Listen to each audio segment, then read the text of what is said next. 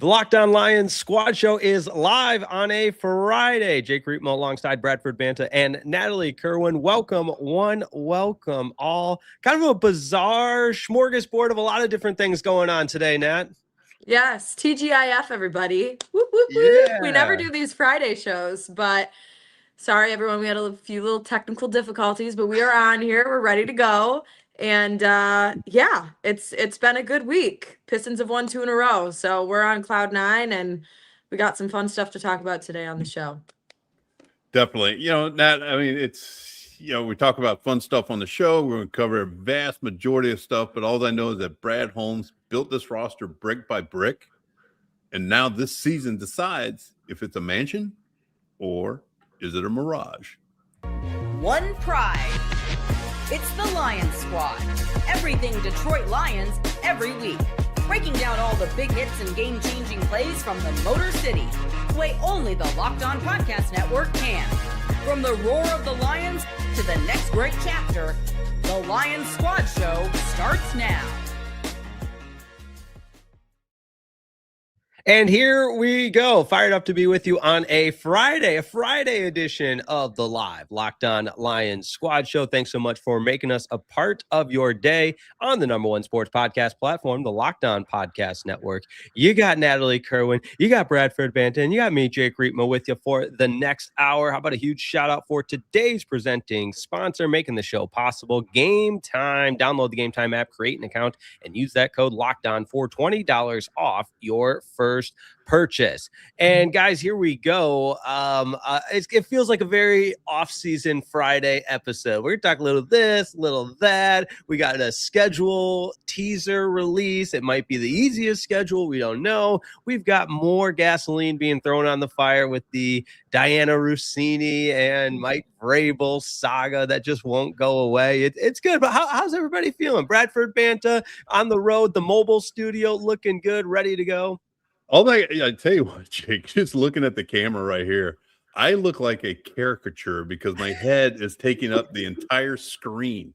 Don't have my normal. Like that? I have no idea. It's coming from my computer right now. I normally have a camera posted, but this one's coming from my computer, and I'm looking at it right now, and I'm like, holy cow! Wait, these since Astro World, and we got the caricatures drawn up whenever we went there.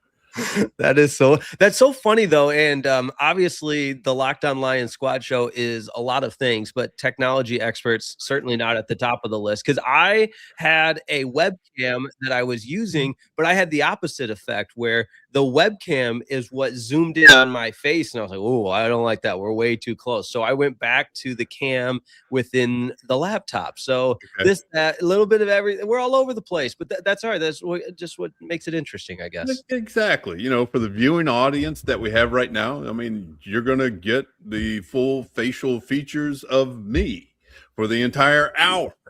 I mean, you get a little glisten here off of the head, There you go. Like the overhead. Sun. Yeah, exactly. Nat, you got to show, BB, maybe some of the glam skin routine things that you got going and some of the collabs. I mean, not saying BB needs it, but I think that could be a new demographic. I need it as well. Well, I think the one difference between Nat and myself is definitely the skin tone. So mine's a little bit more reddish skin tone compared to Natalie's. Yeah, exactly. So, I'm happy to give any and all tips. If we want to make that Nat's notes today, we can go down the list. We're good. Go through it. He's like, let's get this show on the freaking road right now. Oh my goodness! Hey, you never know what.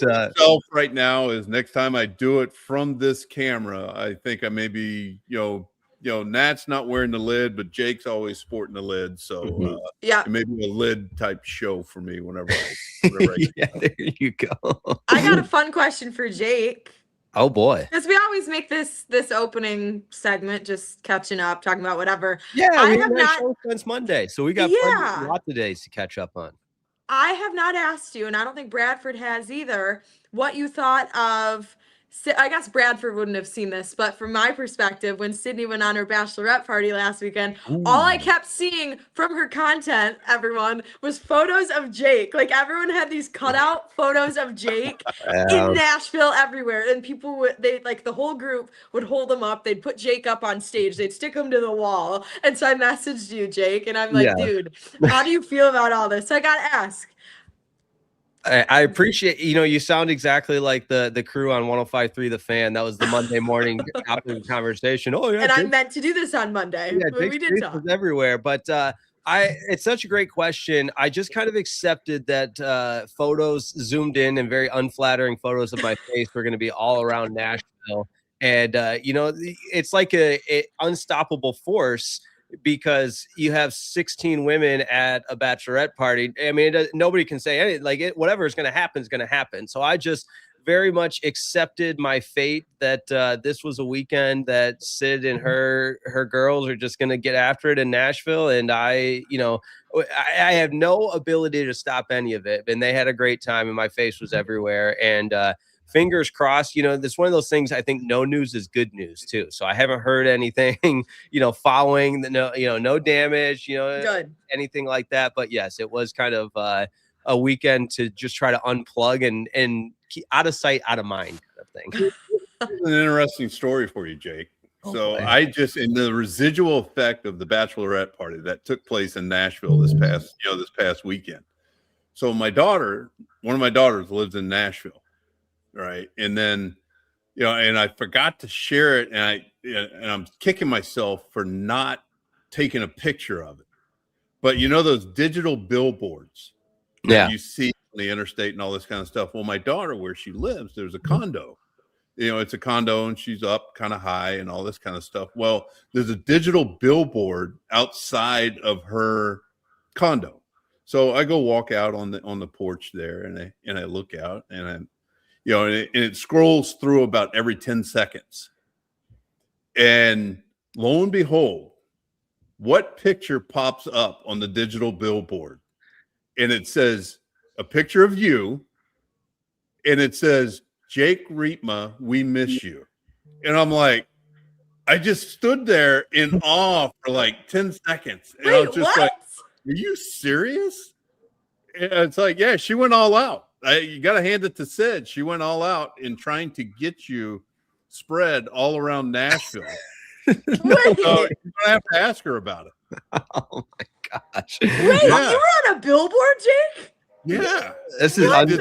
Did Sid not tell you about that? No. Yeah, but it was right outside my daughter's condo. I feel like I would have seen pictures of this. Yeah, I know. I'm hoping she took a picture of it. He's like, real quick, let me text her. Yeah, I'm in a mental pretzel right now. So that is the number one follow-up post-show. I'm gonna get to the bottom of this. Okay. Well, truth be told, both of y'all took it hook, line, and sinker. I was in Nashville, but there was no billboard. But no, I was gonna. Bradford! Why did you have to do that?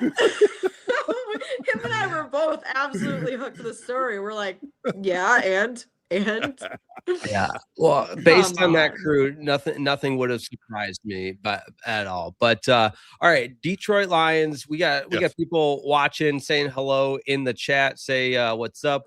What we want to discuss the schedule release, not official yet. Which, by the way, I'm looking forward to the schedule release because it seems like teams just take shots at one another in social media content. That's what the schedule release has turned into, and I think there's a lot of material out there for the social admins to have their way with. But it's reported that the Lions, by Vegas win predictions or win totals, are going to have the easiest schedule. And we've talked about something like this being in the works just based on the way the team finished last year. And, you never want to count your chickens before they hatch. But Nat, I'll go to you first and then Bradford. It just feels like, okay, if, this favorably plays out the way that it potentially could, you never apologize for beating the teams on your schedule. No. And the Lions, I mean, listen, if once it comes out and we really do see it all, and if it looks like it really is doable, they got to take advantage of the moment. I mean, any team would gladly take the easiest schedule. And I saw New Orleans, did I say it right? Bradford is right behind them, which is where Bradford's at right now.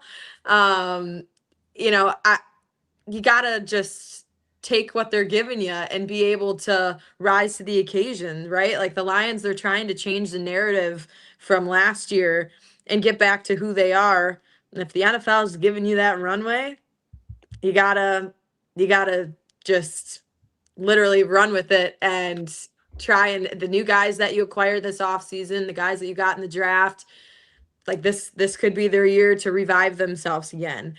You know, looking at the rest of where the NFC North is projected as far as their schedules, Packers and Vikings are right in the middle of the pack at 16th and 17th, and the Bears are towards the back, 27th. So for the Lions to be in that number one spot with the easiest schedule, I like what I see. Win total listed at 10.5. That's what you want to hear as a fan, and the team's got to love that too. Yeah, look, the NFL has built the league on parity, and you know this. It's fan language. I think just talking about NFL schedule. You know, you go back to last season. Everybody thought that certain games were going to be a walkover for the Lions, and they certainly weren't. I.e., let's just bring the New York Giants into play last season. Great example. And they took that all the way down to the wire. The league's built on parity, but really in the locker room, in the building, you know, easy becomes embarrassing real quick if you don't show up week in and week out. And you can call it what you want, but teams are trying to position themselves roster-wise and managing the roster to get themselves through the season. And it's also important to understand that everybody is out there to compete. And, you know, the Lions have done a good job on paper of putting a competitive roster together. And do they take that into play whenever they're coming up with this article on the easiest and hardest schedule? No, they don't. They base it off of last year's win percentage. And it's fodder to put out there for stuff for us to talk about, because you have to get ready to play each game. And that's what the Lions have done. And they've totally revamped their offseason and the way that they're going into the season. I think they're making the right moves. And is 10.5 wins a reach? I don't think it is. But a lot of things have to come into play, and really remaining healthy is the biggest thing. And to get that swagger back, not saying that they lost it, but they're doing well. They're doing well. And remember, you have to play each one of the division opponents twice, which are going to be real good games. And I think the Lions are lobbying for the game over in Germany to be a non-divisional game, which I think that's the way it's going to play out. So there are some obstacles along the way, but the teams that they are playing, you're going to have to show up week in and week out. 100%. And I think you put it perfectly with the fan talk. And admittedly, you know, this is I would say it's like it's a buffer zone. There's some fan talk, there's some locker room discussion. You know, that's what Bradford's here to reel us in on. All right, you know, let's look at this through a perspective of you know, actual players and coaches and everything else. But at this time, you know, I don't think and this is pointing out the obvious, but it doesn't impact the players and change anything. It's just a fun conversation point to be had, which is part of what makes the Locked On Lions Squad show. We'll keep going with those fun conversations. DJ Reader officially out. We'll talk about that. He is now a New York Giants, and a different Campbell perhaps could have been coaching the Detroit Lions. That's all coming up next. Don't go anywhere. It's a live Locked On Lions Squad show. All right, today's episode of the Locked On Lions Squad Show is brought to you by our good friends over at Square. Support for today's episode, it comes from Square. I just told you that, but I'm telling you again, it's the system that helps fix one of the biggest headaches in running a business. Starting a business is exciting, but actually running it, well, that's where things can get complicated. Fast payments, inventory, staff, scheduling, online orders, just to name a few. And it's a lot to manage. That's why Square brings everything together into one connected system. Square helps you take payments, track sales, manage inventory, and keep your business running smoothly without juggling a bunch of disconnected tools. One thing I've noticed at some time of my favorite local spots is how seamless everything feels when they use Square. The checkout is always quick, the receipts are right there for you, and the whole experience just feels more organized. And whether it's a local coffee shop or maybe, a local watering hole, not that I would spend too much time there, of course, it makes everything simple from fast payments to loyalty rewards. If you're starting a business or running one that deserves better tools, spoiler, that's all of them, Square helps you sell, manage, and grow without slowing down. Right now, you can get up to $200 off Square hardware at square.com/go locked on NFL. That's square.com/go locked on NFL. Run your business smarter with Square and get started today.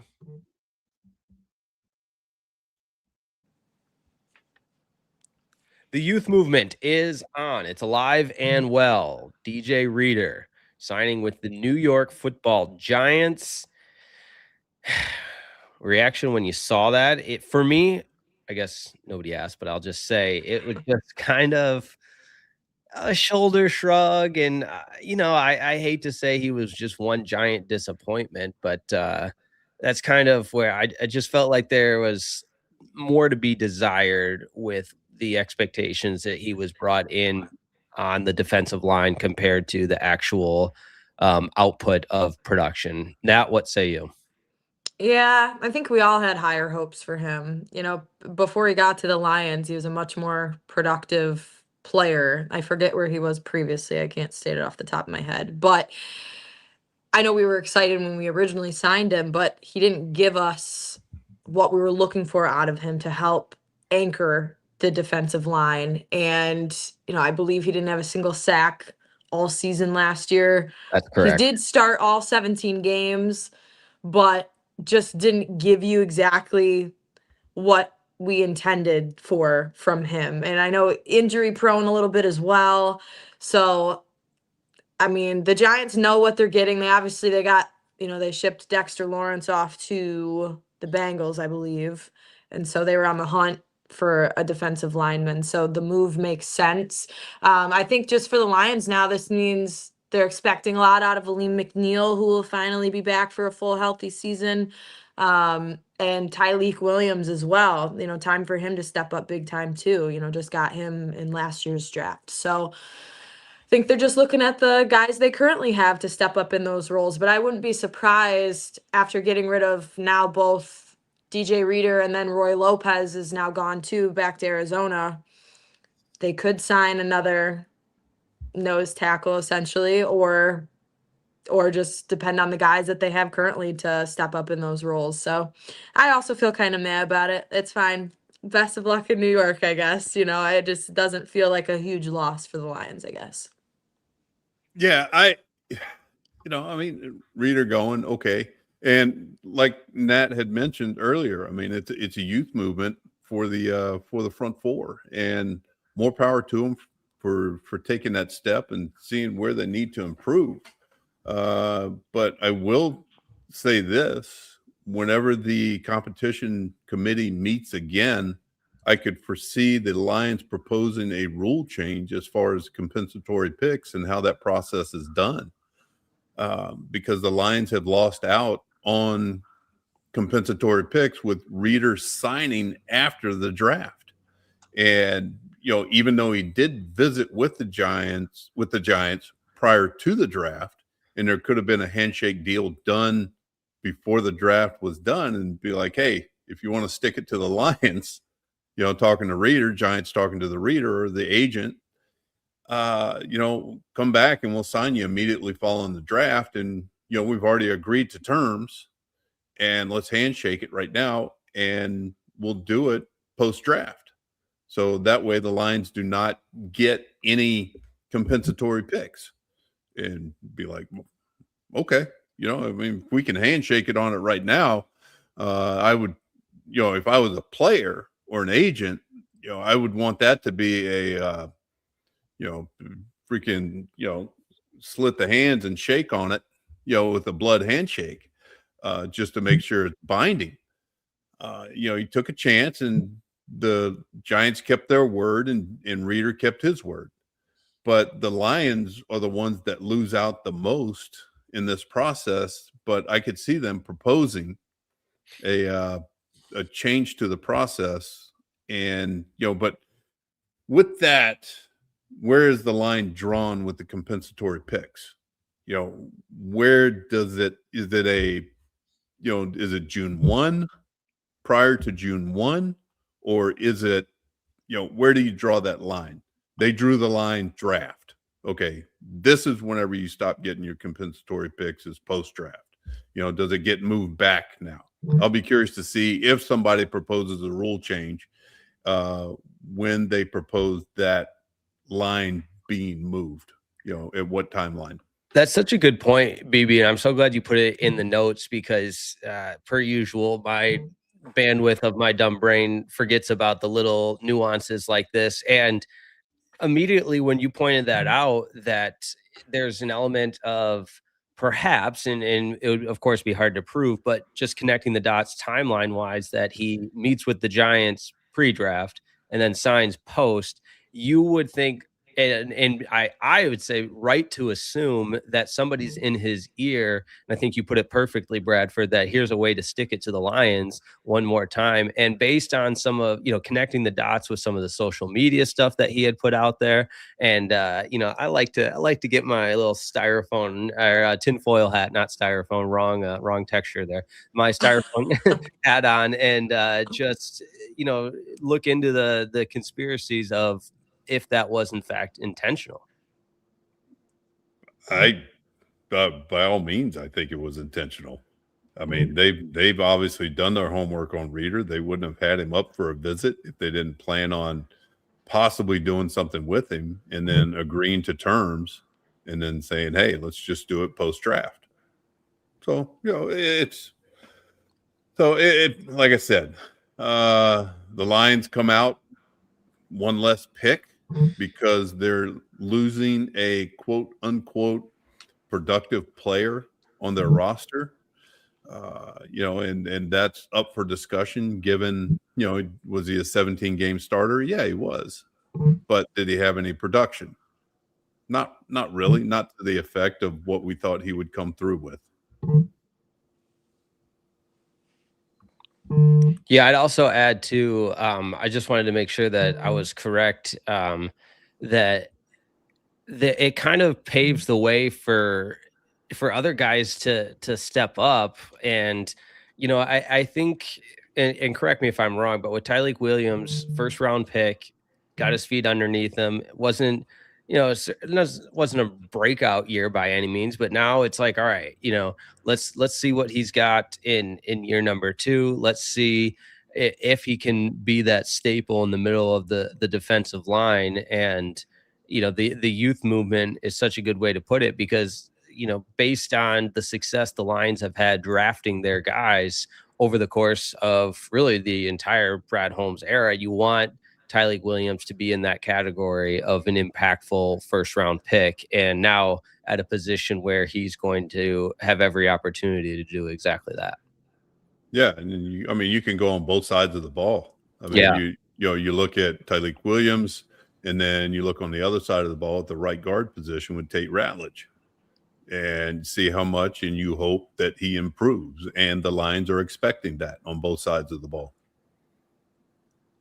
You want your young guys and you want to internally develop the guys that you have, and especially a first round draft pick, like you just mentioned, Jake and Tyleik Williams. You hope now that he's got this year under his belt and that experience, that he takes it up a notch. And hopefully we start to see that this summer in camp.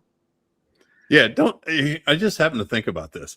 So don't you find it funny that in the professional, especially NFL, talking about football, every team wants to develop their own players, right? So every team wants to. Why? Because of the salary cap. You get them. You get them cheap, and you get them, young and productive and all that. And then you flip the page a little bit, and then go back to college, and everybody in college is taking all the free agents. Take Michigan by winning the national championship in basketball.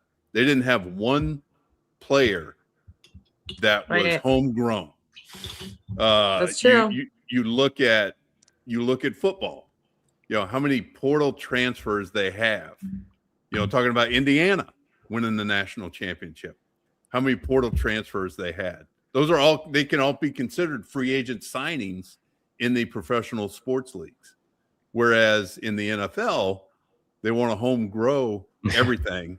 And it's just a complete opposite view of how you go about your business. And that just goes to show, with no salary cap in place, people are willing to spend to get championships. No doubt.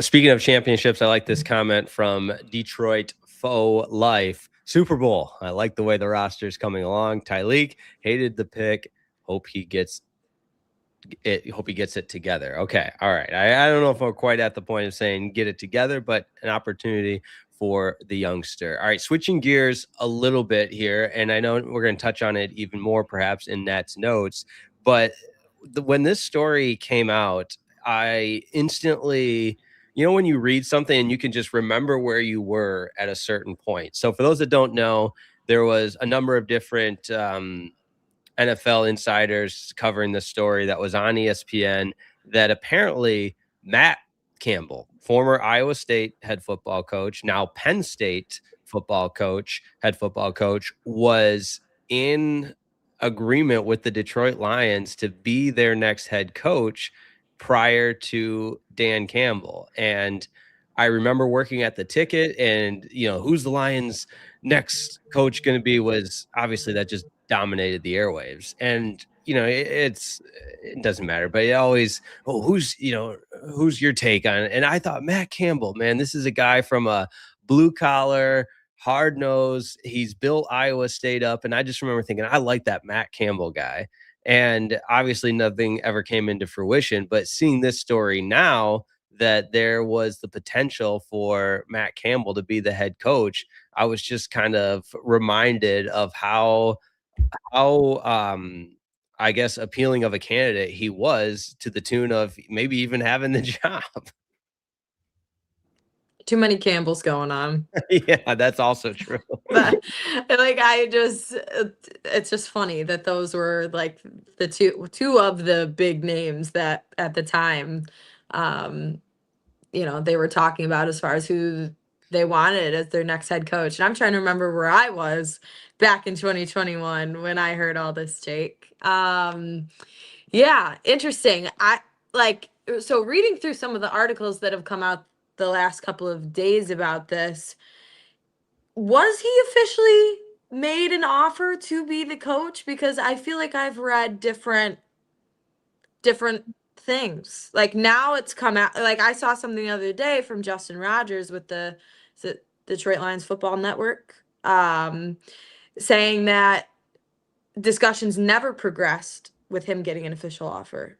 Yeah, it's kind of the back and forth is interesting because it is. Yeah. It's like, just say it or not. Right. The semantics and everything else. But from the story from ESPN, Detroit Lions were all prepared to hire Matt Campbell as their new head coach. Campbell, then the Iowa State head coach at the time, initially agreed to be the Lions' new head coach, but eventually pulled out. So yeah, I mean, the initially agree. Did he sign something? What was it? Bradford, you were talking about a handshake deal earlier in the show. What, initially agreed. That's what's interesting to me. Yeah. I mean, there's so many reports that are conflicting here. I know. And it's kind of a he said, she said, or he said type situation. And because some of the numbers that have been thrown out there, 8 years, $68.5 million deal. Mm-hmm. Come on. You telling me you're going to turn that down? No. Yeah. No. If I were to go to my wife and say, hey, I have an 8-year, $68.5 million deal on the table, I think I'm going to go back to Iowa State. And she'd be like, what? Right. I mean, that's, just from. But Ames, Iowa, Bradford. Ames, Iowa. I know. It's just maybe you like the lifestyle. I don't know. Maybe you like the lifestyle. I don't know who the big donors are at Iowa State, but I would imagine that they came into play and subsidized some of his, and I don't know what the tax bracket or the taxes are in Iowa, if they're lower than they are in Michigan. It's in what was agreed upon. There's only a few people that know, and that would be a question that you would have to ask Matt Campbell, because I know that Dan Campbell has nothing to do with it. I know he doesn't want to. I mean, he couldn't tell you one iota about it if you were to ask him at a press conference. The only person that probably truly knows is probably the Fords, probably Spielman, and probably Brad Holmes and Matt Campbell and Matt Campbell's agent. So those would be your usual suspects to go and ask. And I said Ford earlier, Sheila Ham. So I apologize for not stating it correctly. But it's okay. It's that time right now. So it's in between the draft. OTAs hadn't started up yet. We've already talked about everybody's roster. So let's drum this back up. Yeah. Right. Which trying is to find stuff to talk about. What, 5 years down the road? I mean, you can call both of them if you want to lump them all together. Talking about Matt and Dan, you can just call them soup.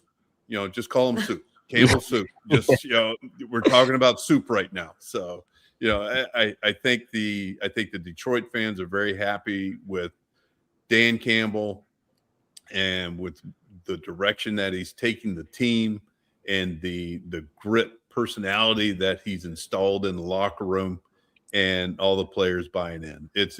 I think it was a good hire by the Lions, and they've done nothing, but they have not even looked in their rearview mirror once since 100%. he's been hired. I do remember thinking, sorry, go ahead, Nat. Oh, you're fine. I was just going to say, I'll give you guys some food for thought on this, though. Like, what if he was officially offered, and what if he did take the job? How much different this Lions team, the organization, would be if you just sit back and think about that for a second. Because to your point, Bradford, Dan has brought that gritty, the biting kneecaps. I remember where I was for his opening press conference. I will say that. Exactly what I was going to say. My last job working in local news, and I was Zoom, because it was the COVID era. So it was, we were on Zoom. And I just remember tuning in going, oh my God, who is this lunatic?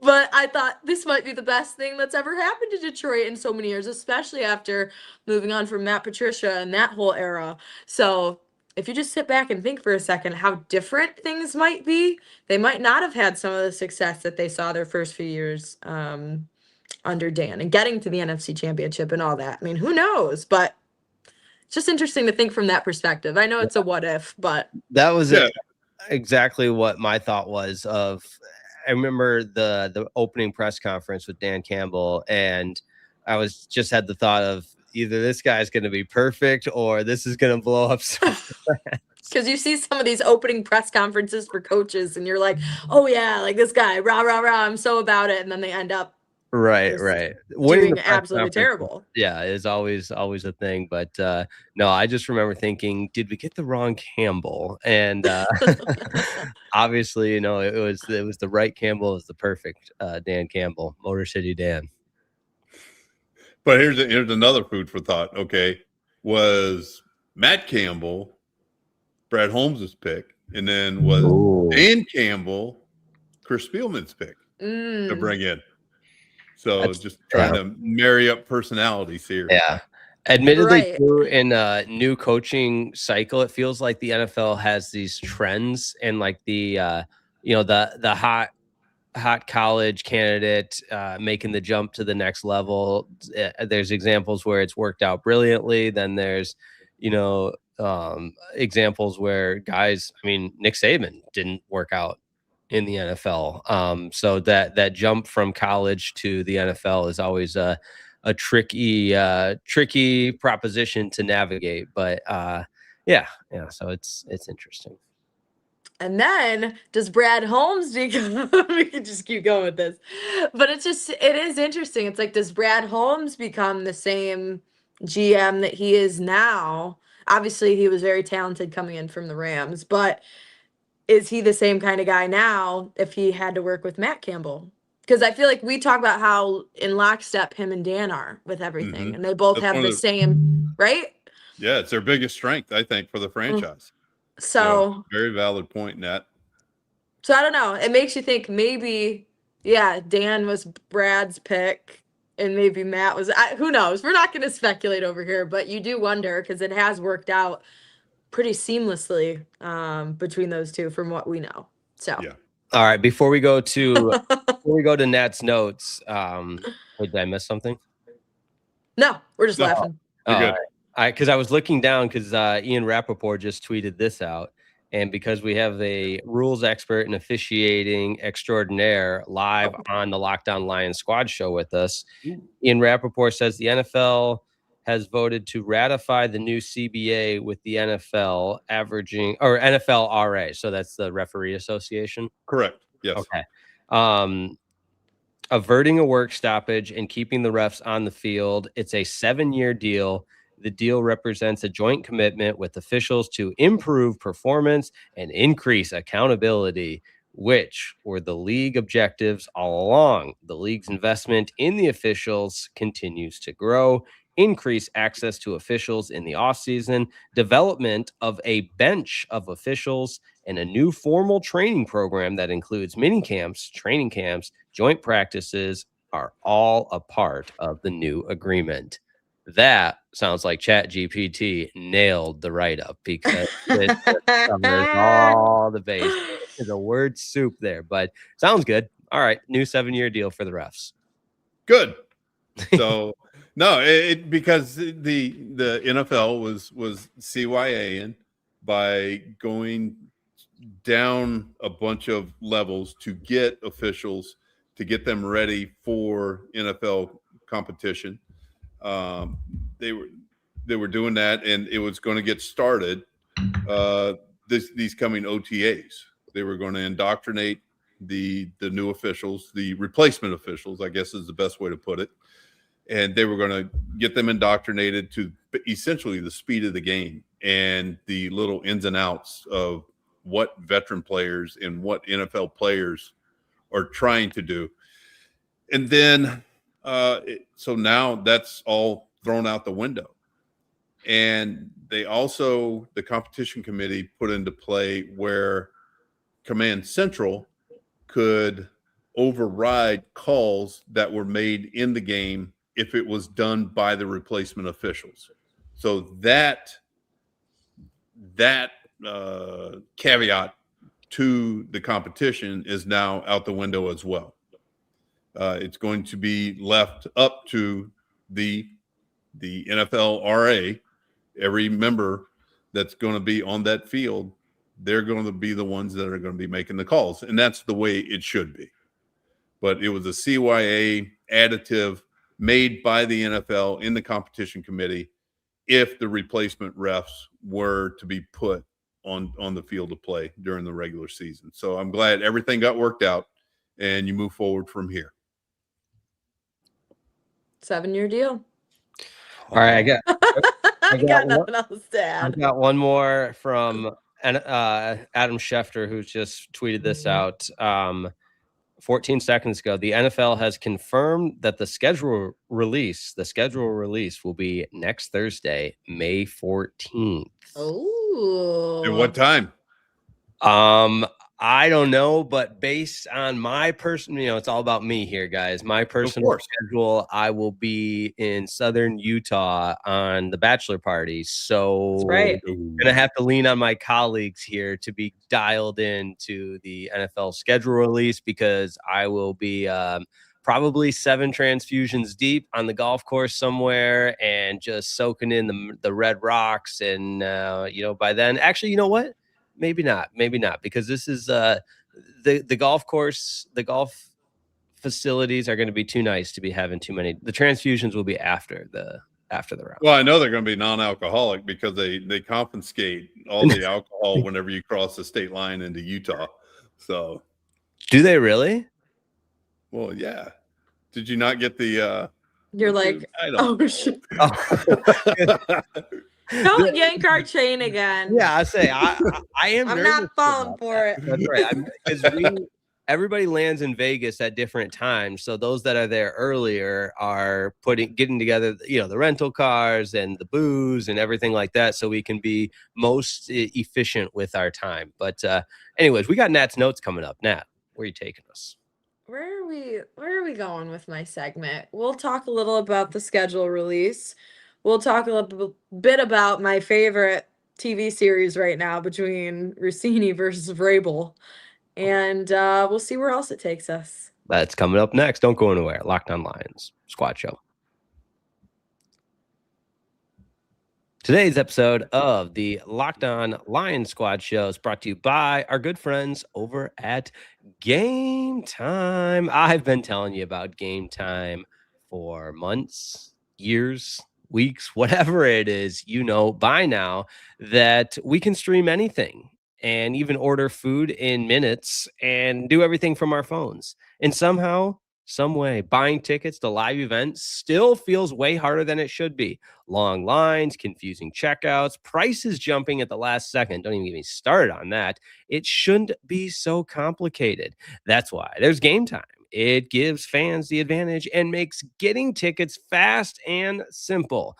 I was just looking at tickets for an upcoming game, and it took me minutes to find great options. I could see the full price up front. I could see a beautiful high-resolution photo with the view of my seat. None of those grainy renderings that leave you a little bit unsure of where your seat might actually be. And again, the best part, no surprise fees at checkout. Love the zone deals. You might know what section you want to sit in, and you choose the section. Game Time selects the seats to maximize the savings. So take the guesswork out of buying tickets to every type of event with Game Time. Maybe you want to see a comedy show. I'm seeing a comedy show in a couple of weeks. It's going to be great. Second City in Chicago. It's going to be a blast. Download the Game Time app, create an account, and use the code LOCKEDON for $20 off your first purchase. Terms apply. But here's as simple as I can make it. Create an account, redeem the code LOCKEDON, locked on for $20 off.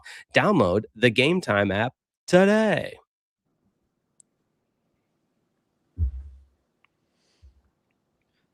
Nat's Notes, favorite segment of the program, where Natalie Kerwin takes it away with whatever and anything. Here we go, Nat's Notes. Here we go. Favorite segment, by the way? Are you sure? Bradford's is pretty good. I just say favorite. I say for favorite. Everything. You're gonna announce Bradford's as the favorite part of the show, too. Correct. I'm just laying yap. That's all. I'm just extra. All right. Well, let's see. So, Jake, you just alluded to the fact that Adam Schefter just made the announcement, minutes ago, that schedule release will be next Thursday. As of last night, there was no official date yet, because part of the holdup has been, it says that extra game inventory still needed to be sold, meaning that they were still trying to find TV networks, different slots to add in some of these games. So one of the games that's now finalized is Week 1 Rams-Niners game in Australia will be on Netflix. So you might be going with Sid's family, Jake, out to Melbourne. I don't know. By the way, everybody, Sid's family, they're Niners fans. Yeah, no chance. I've been to enough Niners games. Although the tailgate spread is just unbelievable. I got to give them so much. I need to be invited to a carry-out tailgate. Oh, it's you will not leave. I mean, you might not remember leaving based on all the beverage options, but food-wise, they just go all out. It's a blast. I love that. So as they must have plugged in the remaining spots then to give that official release date for next week. But it's interesting to me that so many more games, and this isn't just the NFL, but obviously I see it in the NBA, we see MLB, NHL, you name it. But so many more streaming platforms, you guys, are just taking over the airwaves. It's crazy. And it feels like you have to have everything now. Like Netflix, NBC, Prime, all the things. Like I mean, I see it even at FanDuel when some of our games get taken to national. Could you guys see in the distant future, honestly, cable going away and it being more of these streaming platforms instead? Because that's where so many of these games are going now. I just think it's an interesting discussion because I talk about this stuff all the time with my coworkers, and it's like, well, more and more, we got to keep downloading like all these new platforms that keep coming out. And that's just kind of crazy to me because Netflix was just kind of getting into the game last year. Like Lions had, I think it was the Christmas game was on Netflix, I believe, against the Vikings. Yeah. So it's like, now is this going to just start becoming more of a thing, do you think? I don't know. Maybe this is more of a Jake kind of question, being more in the journalism, seeing how this is kind of going brain. But I don't know. What do you think? Audience consumption habits, Nat, and that's what we like to study. That is true. But I don't know. Don't you think it's kind of nuts? I just wonder how many of our games are going to be on streaming platforms this year. I don't know. With the easy schedule, I'm not sure. Yeah, it's a good point. No, I was just going to say it's the NFL knows, and Bradford has told us once or twice, it is a business, and they know that this is just the it's, I hate to say the tip of the iceberg, but it is a slippery slope that once you get are you okay? They coming for you now? What's going on there? Yeah, usually that's me that has the sirens going on. I wouldn't have known. It wouldn't have been as bad if you didn't go. Oh, yeah. I gotta go, guys. Unreal. I lost my train of thought. Oh yeah, wait, I just got so distracted. Anyway. I don't know where we were at. So I think it's a sign of things to come, but you also have to realize that how much money that the networks are pouring into the major sports, really the NFL, and the money that they're bucking up to advertise on those time slots. And I think that's why you're seeing these different game times that are coming out, and it's becoming a 7 days a week type situation because there's going to be games that are played on Wednesday this year. And I believe it's Christmas is on a Wednesday this year, I believe. And so they're going to have 2 games then. So now you throw that into play. So the only time of the week that they're not playing an NFL game is essentially Tuesday night. Would I be correct in saying that? Because I believe there are some Friday night games as well. And and this is after the high school season is over. And so now you start talking a little maction going on. Yeah, with the NFL. And they're trying to corner the market on all the sports. And that's where the streaming platforms come into play, is that they are taking advantage of those not normal days that they're playing on. And that's what the streaming platforms are jumping on initially, because with Netflix, their first big stream was the what's the YouTuber? Yeah, the fight, right? Jake Paul, Ryan Paul. Yeah, and that was not Ryan Paul, Jake Paul. That was bad. As far as streaming, because they had such a large influx of subscribers that tuned into it. That's right. And they got it ironed out So whenever the NFL game came along, then they were good to go. They figured it out. So now it's not a well-oiled. I mean, yeah, I would have to say it's probably a well-oiled machine over at Netflix to be able to handle that many viewers. True. And then they had, what was it, a month or so, probably 2 months ago now at this point, the free solo climber, Alex Honnold, that climbed that building in, oh yeah, where was it at? Taiwan? I can't remember. Somewhere. Anyways, but that was one of they're just starting to get into the sports scene more and more. So it's interesting to, I don't know, to see what Netflix will start to become. I know they've started to poach some people over from ESPN and all the things. So that's going to become its own beast, I think, in the near future of sports streaming. To round out Nat's notes here, guys, this has been all the talk. Whenever I see a new update, I have to send it to our group chat here between Mike Vrabel and Diana Versini. For those who haven't seen the latest update, 2021, she was spotted on a boat with Mike when she was 7 months pregnant. In these photos, these videos, she is visibly she's very pregnant. showing, very much so. So now it's leaving the people wondering, is this actually Mike's baby? Is this, I mean, no one really knows. So why are you hanging out with a pregnant woman at 7 months, when she's 7 months along? I mean, what's the kid's name? Michael. It is bizarre. And I saw, I got down the Twitter algorithm wormhole, which is always scary. I have the same algorithm. Yeah, yes. But I saw a theory that I think makes a lot of sense, because I want to hear it.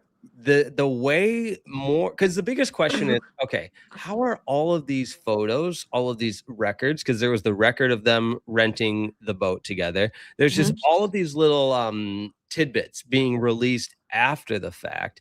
Who was sitting on this information for so long and just waiting to strategically release them to be the most damaging way possible? You know, it wasn't like an avalanche of all the information released at once. It was one after another, after another, after another, but in a strategic time between each release of it's like a chapter book. It's like the next chapter.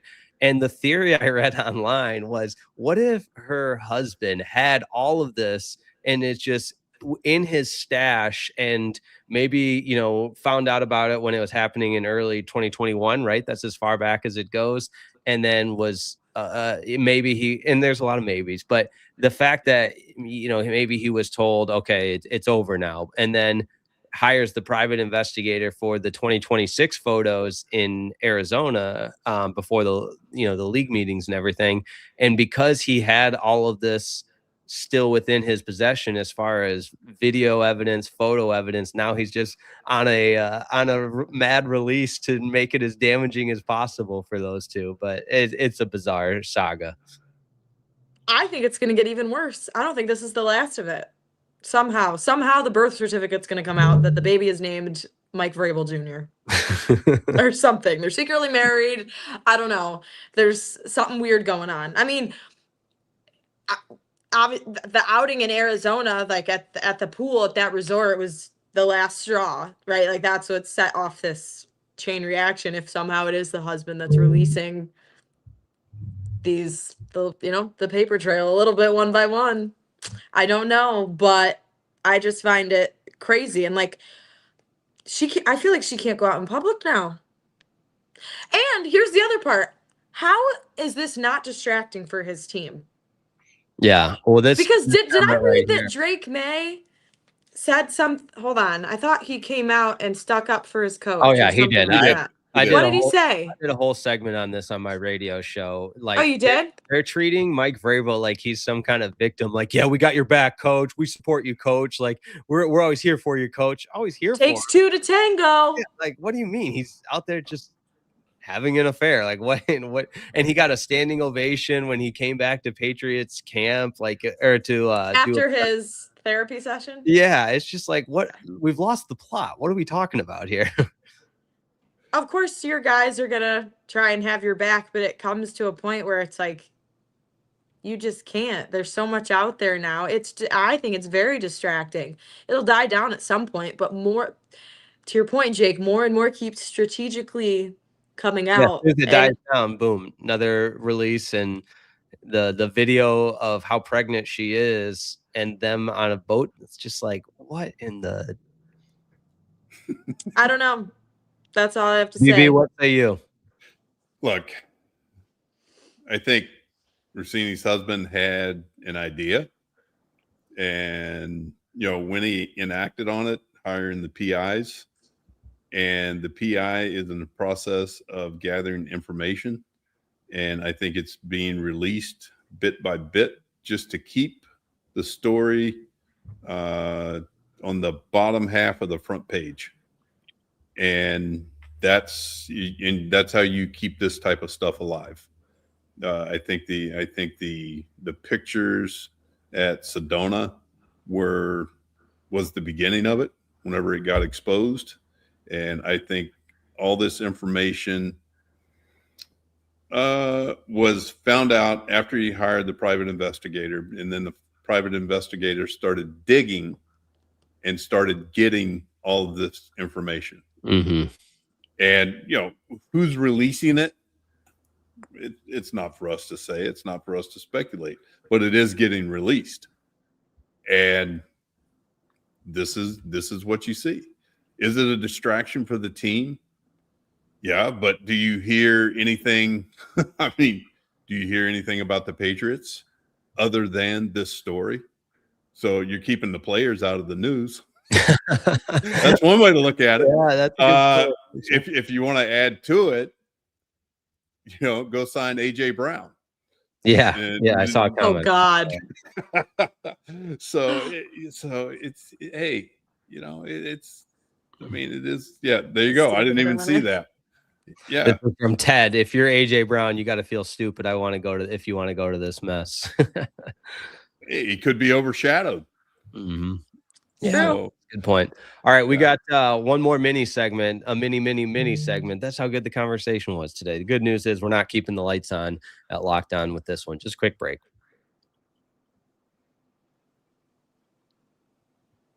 Told you it'd be quick. Speedy fast. Yeah, banter with Banta. My favorite segment. I'm speechless right now. I mean, how can I follow up the Vrabel Rossini story? Yeah. Well, the good news is we are fast approaching the end of our time. So, it can be an abbreviated banter with Banta. Actually, I'll do it this way. I need bachelor party advice from Bradford Banta. I've got my bachelor party next week. Really? All right. Are your boys getting any labeled golf balls? Ooh. For, I don't know, the Riepma's Reapers or whatever. I don't know. What else are y'all doing besides golfing?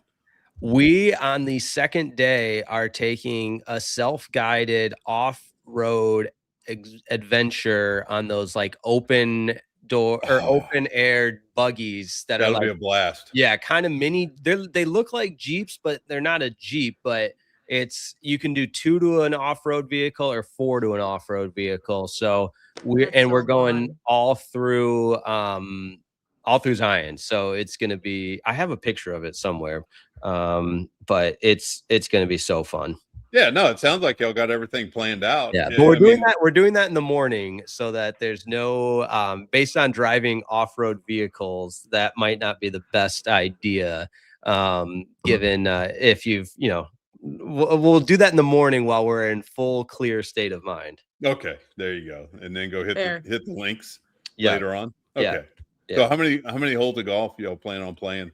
36. So 18. No, I take that back. We're doing golf Friday. So 36 Friday. And then the only thing we're doing Saturday is the off-road thing. And then just coming back to our Airbnb's a freaking mansion on the golf course, overlooking the fairways in the mountains, big patio deck, grill, pool. So we'll do all that Saturday after the off-road extraordinaire. All right. Okay. Well, I'll send this. Let's see if I can send this and get this produced and into our Yeah, because you showed us the golf course did. last show. So, and that looks pretty sweet. Like, just don't hit it right. Don't hit it right. And Yeah. then are you going to bring a desert club? Oh, that was the desert club. Yeah, that was VC's advice. Yeah, Zach Clark's advice. I don't know. I think it'll be the vibes of the round is not going to be counting every single stroke probably. Yeah. So if we're in a situation where let's just say, it might benefit from picking it up, I think we'll do that versus trying to hit out of the desert. So what are you going to allot, like 3 throws per round or something like that? Yeah, something like that. All right, I've got the picture from the website of what this might look like. Let me see if I can figure out how to get it up on the actual screen here. I think we got it. Oh yeah, we got it. So this is for all of our YouTube viewers. Sorry for the audio only, but this is what we're looking at for Saturdays. They're like little off-roading, a little Red Rocks, the sunrise. It's going to be a spiritual experience, so to speak. I cannot wait to see photos and videos, all the things. But you don't leave till next week, so that's right. Wait a little longer. Yeah, we'll have 2 early week episodes. So we'll TBD, but our people will get with your people and we'll plan a show. 2 of them. Deal. Sounds like a plan. All right, guys. Have a wonderful weekend. Thanks so much for the Friday episode. Go Pistons. Nat up 2-0. Game 3 Saturday. Saturday. Yes. I like these every others. Just, we don't need any long breaks in between. Keep them rolling. That's right. They all fly private. They can travel one day, and we know how that goes. We know what the life you NBA folks live, I filled you in a little bit. Yeah.